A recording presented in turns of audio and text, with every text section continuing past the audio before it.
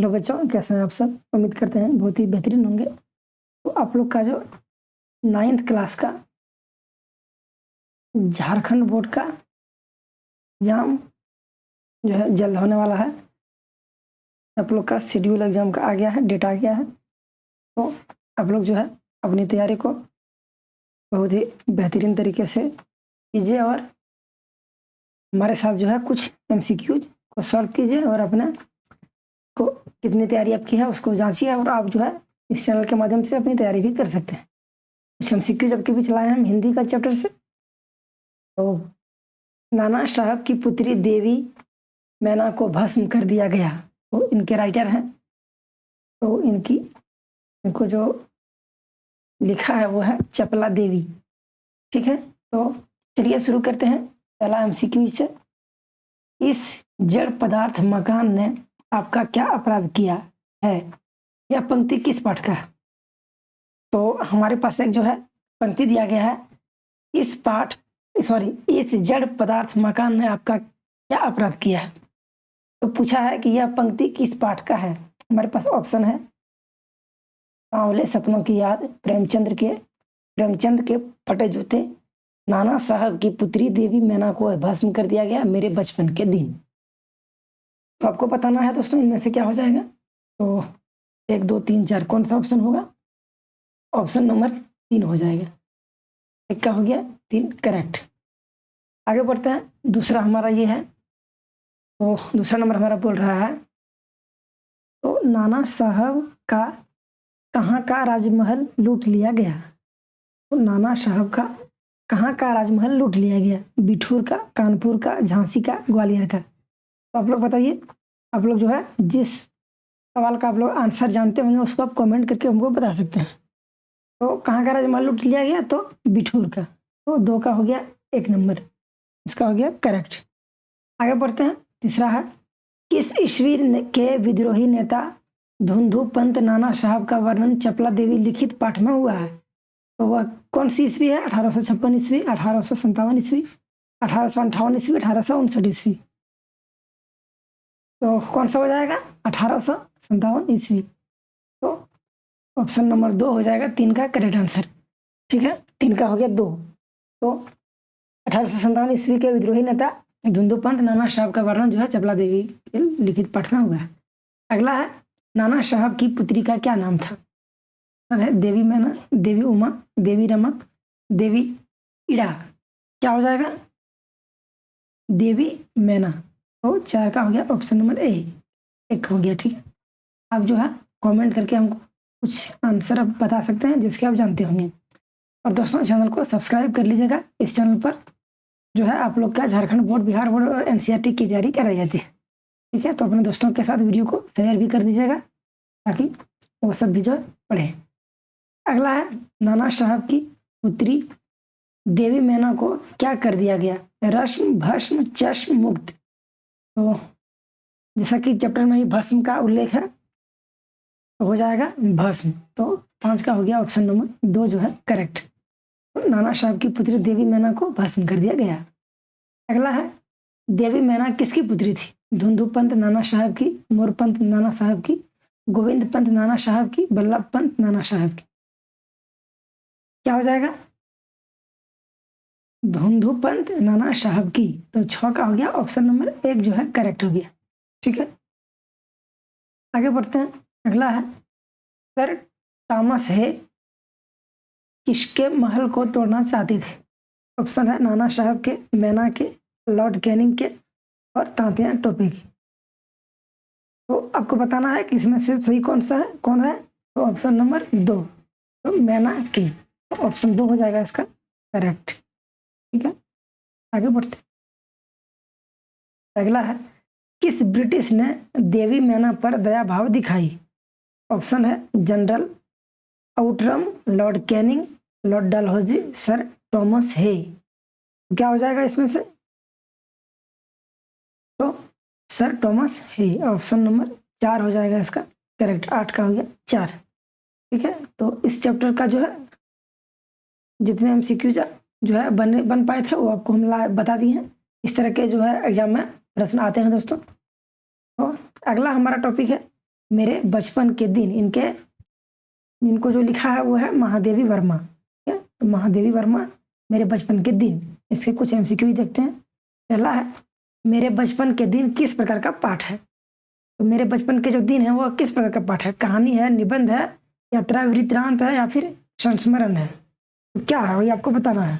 तो संस्मरण है, तो ऑप्शन हो जाएगा 4 इसका करेक्ट। एक का हो गया ऑप्शन नंबर 4। अगला है, महादेवी वर्मा को उनके बाबा यानी दादा क्या बनाना चाहते थे? विद्वान, विदुषी, लेखिका, समाजसेवी। सभी का तो क्या बनाना चाहते थे? तो विदुषी बनाना चाहते थे। 2 का हो गया ऑप्शन नंबर 2 जो है करेक्ट हो गया। ठीक है, तो महादेवी वर्मा के उनके जो दादा थे यानी बाबा, तो उनको विदुषी बनाना चाहते थे। आगे बढ़ते हैं, ऑप्शन नंबर 3, सॉरी प्रश्न संख्या 3। शायद वह सपना सत्य हो जाता तो भारत की कथा कुछ और होती। यह पंक्ति किस पाठ का है? मेरे बचपन के दिन, एक कुत्ता और एक मैना, 2 बैलों की कथा, लाशा की ओर। तो कौन सी जो है पंक्ति जो है किस पाठ का है? तो मेरे बचपन के दिन। इनका हो गया ऑप्शन नंबर 1 जो है करेक्ट हो गया। अगला है 4 नंबर। महादेवी वर्मा जब क्राथवेट गर्ल्स कॉलेज पढ़ने गई तब वहां छात्रावास में उनकी पहली सहेली के रूप में कौन मिली? ऑप्शन है भद्रा कुमारी, सुभद्रा कुमारी, तुंगभद्रा कुमारी, वीरभद्रा कुमारी। क्या हो जाएगा? सुभद्रा कुमारी। तो इनकी जो पहली सहेली थी वो सुभद्रा कुमारी के नामक जो है सहेली मिली। 4 का हो गया ऑप्शन नंबर 2। अगला है 5वां। महादेवी वर्मा के भाई का क्या नाम था? मनमोहन वर्मा, सोहन वर्मा, गोपाल वर्मा, श्रीधर वर्मा। क्या हो जाएगा?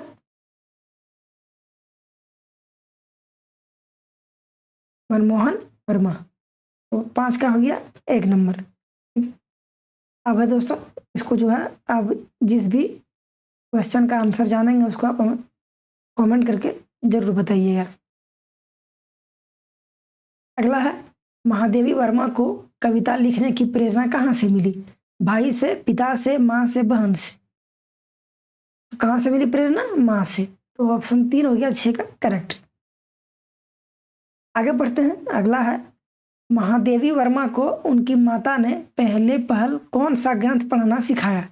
रामायण, महाभारत, गीता, पंचतंत्र। तो आपको बताना है कि कौन सा ग्रंथ जो है पढ़ना सिखाया। क्या हो जाएगा? पंचतंत्र। ऑप्शन 4 हो जाएगा 7 का करेक्ट। अगला है, महादेवी वर्मा को कविता सुनाने पर पुरस्कार स्वरूप कैसा कटोरा मिला? सोना का, चांदी का, स्टील का, कांसा का। तो आपको बताना है। इसका जो है कटोरा मिला था तो चांदी का मिला था। तो 8 का हो गया ऑप्शन नंबर 2 जो है करेक्ट। अगला है 9 नंबर। अतीत के चलचित्र किनकी गद्य रचना है? प्रेमचंद की, हरिशंकर परसाई की, महादेवी वर्मा की, राहुल संकृत्यायन की। क्या हो जाएगा? महादेवी वर्मा की। ठीक है, तो 9 का हो गया ऑप्शन नंबर 3 जो है करेक्ट। दोस्तों वीडियो को लाइक कीजिएगा, अपने दोस्तों के साथ शेयर भी कीजिएगा। अगला है हमारा टॉपिक सवे। इसका जो इनके जो लेखक हैं वो हैं रस खान। ठीक है, रस खान। चलिए इसके कुछ एमसीक्यू देखते हैं जो कि एग्जाम में इस तरह के सवाल आते हैं। दोस्तों आप जो है इसकी तैयारी करके जाइएगा एग्जाम सेंटर में ताकि आपको दिक्कत ना हो। पहला है, सिद्धियां तथा निधियां कितनी कितनी है? 3 और 10, 8 और 7, 6 और 9, 8 और 9। तो आपको बताना है कितनी है। तो 8 और 9। तो 1 का हो गया ऑप्शन नंबर 4 करेक्ट। अगला है 2 नंबर। मुरलीधर किसे कहा गया है? श्री कृष्ण को, श्री विष्णु को, श्री राम को, मीराबाई को। किसे कहा गया है? श्री कृष्ण को। ऑप्शन 1 हो गया इसका करेक्ट। ठीक है, अगला है 3 नंबर।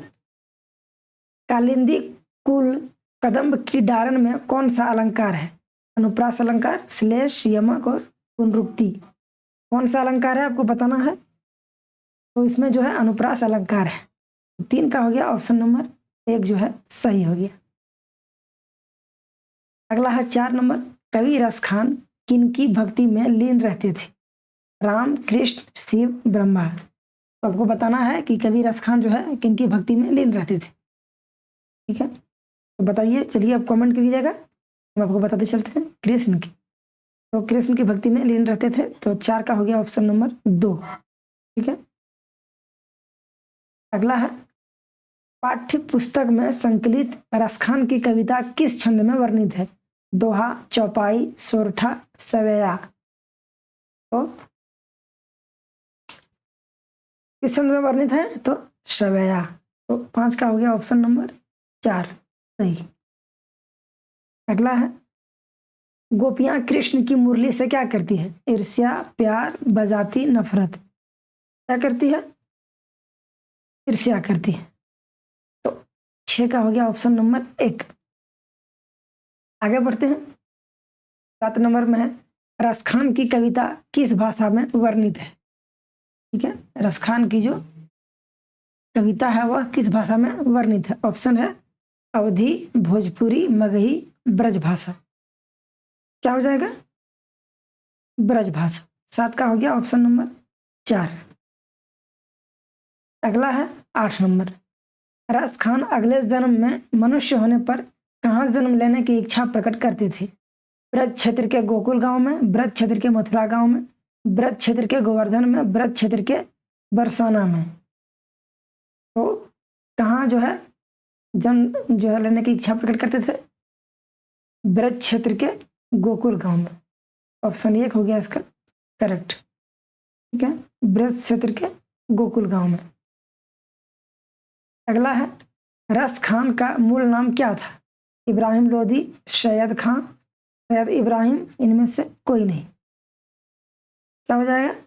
सैयद इब्राहिम। तो रस खान का मूल नाम सैयद इब्राहिम था।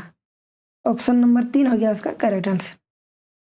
अगला चैप्टर है दोस्तों कैदी और कोकिला। ठीक है, कैदी और कोकिला, इनके जो लेखक हैं वो हैं माखन लाल चतुर्वेदी।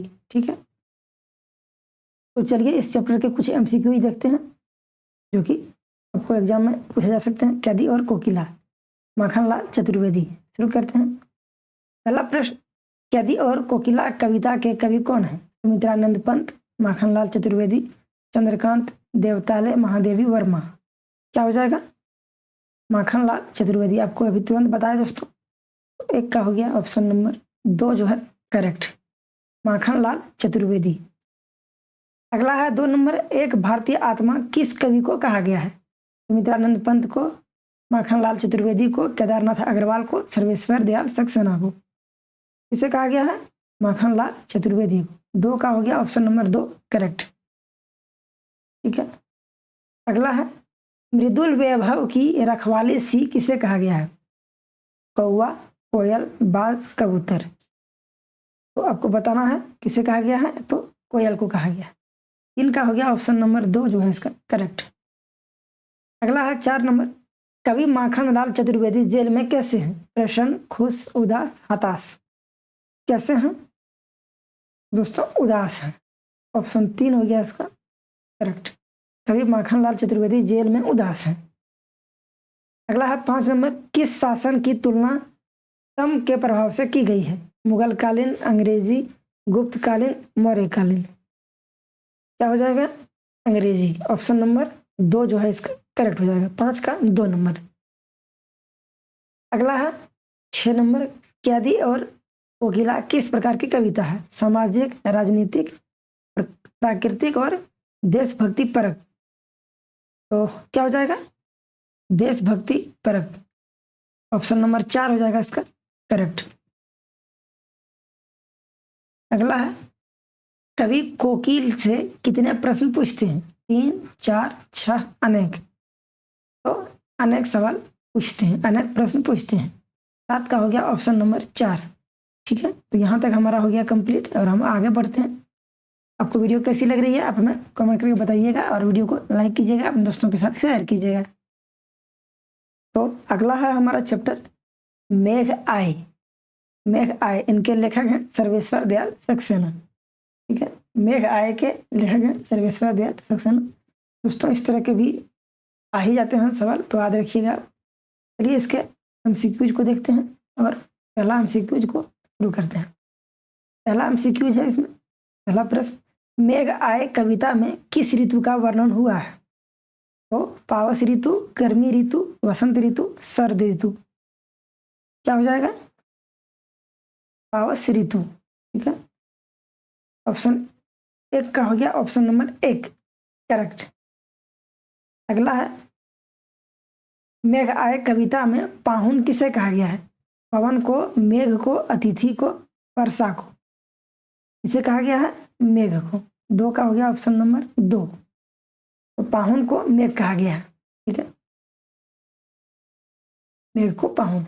मेघ आए कविता में बड़ा बुजुर्ग किसे कहा है? अथवा मेघ के आने पर किस बूढ़े वृक्ष ने जुहार की? आम, बरगद, पीपल, जामुन। क्या हो जाएगा? पीपल। ठीक है, तीन का हो गया ऑप्शन नंबर तीन। गजब चल रहा है दोस्तों, एक का एक, दो का दो, तीन का तीन। आगे देखते हैं चौथा नंबर, बाकी चितवन उठा नदी ठिठकी घूंघट सरके का वर्णन किस कविता में हुआ है? यमराज की दिशा, बच्चे काम पर जा रहे हैं, मेघ आए और ग्राम श्री। क्या हो जाएगा? मेघ आए। ऑप्शन नंबर तीन हो जाएगा इसका करेक्ट। चार का हो गया ऑप्शन नंबर तीन। पांच नंबर है, मेघ रूपी मेहमान के आने से वातावरण में क्या परिवर्तन आता है? सजीव हो जाता है, निर्जीव हो जाता है, गतिशील हो जाता है, सूखा सूखा हो जाता है। क्या हो जाएगा? सजीव हो जाता है। पांच का हो गया ऑप्शन नंबर एक इसका सही। अगला है छह नंबर, मेघ आए बड़े बंठन डैश के सही शब्द से खाली जगह को भरें। संवर, सपर, सज धज, श्रृंगार कर। क्या हो जाएगा? संवर के आए। ठीक है, तो संवर जाएगा इसमें। छह का हो गया ऑप्शन नंबर एक, तो संवर इसमें फील हो जाएगा। ठीक है, आगे देखते हैं, मेघ आए कविता में मेघों के आने की तुलना की गई है प्रवासी अतिथि यानी दामाद से, विश्वघाती व्यक्ति से, शहर के किसी धनी व्यक्ति से, झमाझम वर्षा से। क्या हो जाएगा? प्रवासी अतिथि दामाद से। सात का हो गया ऑप्शन नंबर एक करेक्ट। ठीक है, यहाँ तक ये भी हमारा चैप्टर जो है कंप्लीट हो गया है। जितने हम सीक्वेंस बन सकते थे आपको हम बना के लाए हैं आपके बीच। अगला है, बच्चे काम पर जा रहे हैं। अगला जो चैप्टर है हमारा वो है बच्चे काम पर जा रहे हैं। इनके लेखक हैं राजेश जोशी। तो इसके जो है इस चैप्टर से जितने भी हम सीक्वेंस जो है बन सकते थे वो आपके बीच लाए हैं। शुरू करते हैं। पहला, बच्चे काम पर जा रहे हैं कविता के कवि कौन है? सुमित्रानंद पंत, राजेश जोशी, चंद्रकांत देवताले, महादेवी वर्मा। क्या हो जाएगा? राजेश जोशी। अभी आपको हम बताए भी हैं, इनके जो कवि हैं वो हैं राजेश जोशी। तो ऑप्शन नंबर दो हो जाएगा एक का करेक्ट। अगला है दो नंबर, तो फिर बचा ही क्या है इस दुनिया में? तो फिर बचा ही क्या है इस दुनिया में, इसका का वर्णन किस कविता में हुआ है? यमराज की दिशा, बच्चे काम पर जा रहे हैं, मेघ आए, ग्राम श्री। क्या हो जाएगा? बच्चे काम पर जा रहे हैं। तो दो का हो गया ऑप्शन नंबर दो करेक्ट। आगे बढ़ते हैं। तीसरा है, बच्चे काम पर जा रहे हैं यह किस बोध की कविता है? राजनीतिक, सामाजिक, प्राकृतिक और मनोवैज्ञानिक। तो आपको बताना है यह किस बोध की कविता है। तो सामाजिक। ऑप्शन नंबर तीन का हो जाएगा दो करेक्ट। ठीक है, अगला है चार नंबर, बच्चे काम पर जा रहे हैं इस कविता का उद्देश्य क्या है? बाल मजदूरी को बढ़ावा देना, बाल मजदूरी को रोकना, बाल मजदूरी करवाना और पढ़ाई के साथ साथ बाल मजदूरी करना। क्या हो जाएगा? ऑप्शन नंबर दो, बाल मजदूरी को रोकना। तो चार का हो गया हमारा ऑप्शन नंबर दो सही। आगे बढ़ते हैं। अगले प्रश्न है हमारा पांच नंबर, प्रश्न की भांति इसे लिखा जाना चाहिए? भक्तों का मंदिर जाना, जादूगर का कर्तव्य दिखाना, अगला है बच्चों का काम पर जाना और भिक्षुक की दीनता को। तो क्या हो जाएगा? बच्चों का काम पर जाना। पांच का हो गया ऑप्शन नंबर तीन इसका करेक्ट। अगला है 6 नंबर, बच्चे काम पर जा रहे हैं। कविता में कवि की पीड़ा का विषय क्या है? बालकों का मजदूरी करना, बालकों का आलसी होना, बालकों का नहीं पढ़ना, और अगला है बालकों का नहीं खेलना। तो बालकों का मजदूरी करना यह हो जाएगा करेक्ट। तो इसी पीड़ा का विषय है बालकों का मजदूरी करना। आगे बढ़ते हैं, अगला चैप्टर देखते हैं क्या है। यहाँ तक हमारा कंप्लीट हो गया है। अगला चैप्टर हमारा है रीढ़ की हड्डी। ठीक है, यह एक अलग अलग चैप्टर है, रीढ़ की हड्डी। इनके जो है लेखक हैं जगदीश चंद्र माथुर। तो चलिए इसके कुछ एमसीक्यू देखते हैं जो भी इस चैप्टर में बने हैं। पहला है रीढ़ की हड्डी पाठ के लेखक का नाम क्या है? अनीश्वर नाथ रेणु, जगदीश चंद्र माथुर, विद्यासागर नेवटियाल, शमशेर बहादुर सिंह। क्या हो जाएगा? जगदीश चंद्र माथुर। अभी आपको ऊपर में बताए हम, ऑप्शन नंबर 2 हो जाएगा इसका करेक्ट। अगला है रीढ़ की हड्डी एकांकी में गोपाल प्रसाद का व्यक्तित्व कैसा था? कैसा था? चतुराई भरा, डरपोक स्वभाव वाला, मिथ्यावादी, शालीन। क्या हो जाएगा? चतुराई भरा। 2 का हो गया ऑप्शन नंबर 1 करेक्ट। अगला है रीढ़ की हड्डी पाठ का उद्देश्य क्या है? नारी शिक्षा को समाज में स्थान दिलाना, नारी शिक्षा को समाज में स्थान नहीं दिलाना, नारी के विवाह में प्रपंच होना, नारी के मान सम्मान को ठेस पहुंचाना। क्या हो जाएगा? नारी शिक्षा को समाज में स्थान दिलाना। ऑप्शन नंबर 1 हो जाएगा इसका करेक्ट। 3 का हो गया 1। अगला है रीढ़ की हड्डी एकांकी का मुख्य पात्र डैश है? राम स्वरूप, यानी क्या है? शंकर। मुख्य पात्र कौन है? राम स्वरूप, शंकर, गोपाल प्रसाद, उमा। क्या हो जाएगा? उमा। ऑप्शन नंबर 4 हो जाएगा 4 का करेक्ट। अगला है 5 नंबर, गोपाल प्रसाद विवाह को क्या मानते थे? रस्म, सामाजिक रीति, बिजनेस और कुरीति। क्या मानते थे? विवाह को बिजनेस मानते थे। ठीक है, बिजनेस। तो 5 का हो गया ऑप्शन नंबर 3। अगला है रीढ़ की हड्डी किस प्रकार का पाठ है? कहानी, हास्य एकांकी, निबंध और संस्मरण। क्या हो जाएगा? हास्य एकांकी। दोस्तों यहाँ ऑप्शन जो है चेंज हो गया है, तो 1 3 2 4 हो गया है, तो ऑप्शन नंबर यही 3 ही सही होगा। हास्य एकांकी ही सही होगा। ठीक है, हास्य एकांकी। तो ऑप्शन 3 हो जाएगा 6 का करेक्ट। अगला है 7 नंबर, राम स्वरूप अपनी बेटी की कौन सी शिक्षा छिपाते थे? निम्न, उच्च, अनपढ़, नैतिक। उच्च शिक्षा। ऑप्शन 2 हो जाएगा इसका करेक्ट। 7 का हो गया ऑप्शन नंबर 2। अगला है रीढ़ की हड्डी पाठ में किसकी रीढ़ की हड्डी खराब हो गई थी? शंकर की, रतन की, गोपाल की, सिद्धार्थ की। क्या हो जाएगा? शंकर की। 8 का हो गया ऑप्शन नंबर 1 करेक्ट। अगला है रीढ़ की हड्डी एकांकी में राम स्वरूप की बेटी का क्या नाम है? रमा, उमा, गीता, लता। क्या है नाम? उमा। ऑप्शन नंबर 2 हो जाएगा इसका करेक्ट। अगला है रीढ़ की हड्डी एकांकी का पात्र कौन नहीं है? राम स्वरूप, शंकर, गोपाल प्रसाद, चित्रा। तो इनमें से कौन सा पात्र नहीं है? तो चित्रा। ऑप्शन नंबर 4 हो जाएगा इसका करेक्ट। ठीक है, तो यहाँ तक हो गया हमारा कंप्लीट इस चैप्टर तक। आगे बढ़ते हैं और देखते हैं अगला चैप्टर हमारा क्या है। अगला है माटी वाली। इनके लेखक हैं विद्यासागर नोटियाल। ठीक है, तो यह एक अलग चैप्टर है दोस्तों। इससे जो है जितने एमसीक्यू बने हैं आपके बीच हम लाए हैं। पहला प्रश्न है, माटी वाली किसके लिए रोटी छिपाई थी? पति के लिए, पड़ोसी के लिए, पुत्र के लिए, पुत्री के लिए। किसके लिए रोटी छिपाई थी? पति के लिए। 1 का हो गया ऑप्शन नंबर 1 सही।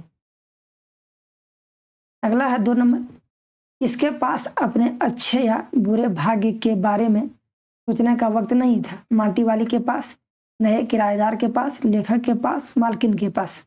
क्या हो जाएगा? माटी वाली के पास। 2 का हो गया ऑप्शन नंबर 1 सही। अगला है माटी वाली पाठ के लेखक का नाम क्या है? मृदुला गर्ग, विद्यासागर नौटियाल, शमशेर बहादुर सिंह, अनीश्वर नाथ रेणु। क्या हो जाएगा? विद्यासागर नौटियाल। 3 का हो गया ऑप्शन नंबर 2 करेक्ट। अगला है भूख मीठी की भोजन मीठा का अभिप्राय है। भोजन मीठा है, भूख नहीं। भूख मीठी है, भोजन नहीं। भूख और भोजन दोनों मीठे होते हैं, इनमें कोई नहीं। आपको बताना है कौन सा इसमें सही है। तो भूख मीठी होती है, भोजन नहीं। 4 का हो गया ऑप्शन नंबर 2 करेक्ट। अगला है 5 नंबर। माटी वाले पाठ में माटी वाले का व्यक्तित्व कैसा नहीं था? अति परायण, कर्मठ एवं साहसी, लोकप्रिय, डरपोक। क्या हो जाएगा? डरपोक। तो डरपोक जो इनका व्यक्तित्व नहीं था। अगला है भूख मीठी की भोजन मीठा। यह पंक्ति किस पाठ की है? इस जल प्रलय में मेरे संग की औरतें, रीढ़ की हड्डी, माटी वाली। क्या हो जाएगा? माटी वाली। ऑप्शन नंबर 4 हो जाएगा 6 का करेक्ट। अगला है 7 नंबर। माटी वाली पाठ में किस शहर का वर्णन हुआ है? टिहरी, डिहरी, चमोली, गढ़वाली। क्या हो जाएगा? टिहरी। तो टिहरी सब जो है शहर का वर्णन हुआ है। 7 का हो गया ऑप्शन नंबर 1 करेक्ट। अगला है 8 नंबर। माटी वाली कहानी में किस समस्या पर प्रकाश डाला गया है? बेरोजगारी, भ्रष्टाचार, विस्थापन और आवासन। क्या हो जाएगा? विस्थापन। 8 का हो गया ऑप्शन नंबर 3 करेक्ट। अगला है माटी वाली कहानी के अंत में माटी वाली उदास भाव से क्या बैठी है? घर के बाहर, कुटिया के बाहर, झोपड़ी के बाहर, घर के भीतर। क्या हो जाएगा? झोपड़ी के बाहर। 9 का हो गया ऑप्शन नंबर 3। 10 नंबर है गरीब आदमी का शमशान नहीं उजड़ना चाहिए। यह पंक्ति किस पाठ का है? ठीक है। इस जल प्रलय में मेरे संग की औरतें, माटी वाली, रीढ़ की हड्डी। क्या हो जाएगा? माटी वाले। तो इसी के एमसीक्यू बना रहे हैं, तो यही होगा ऑप्शन नंबर 3 हो गया इसका करेक्ट। और इसी प्रकार से यह हमारा चैप्टर हो गया समाप्त। चैप्टर हो गया हमारा एंड। और दोस्तों मेरे प्यारे बच्चों 9th क्लास के कुछ जो है आपको हम हिंदी के वीडियो ऑलरेडी जो है इस चैनल पर अपलोड कर दिए हैं, एमसीक्यूज वाला ही।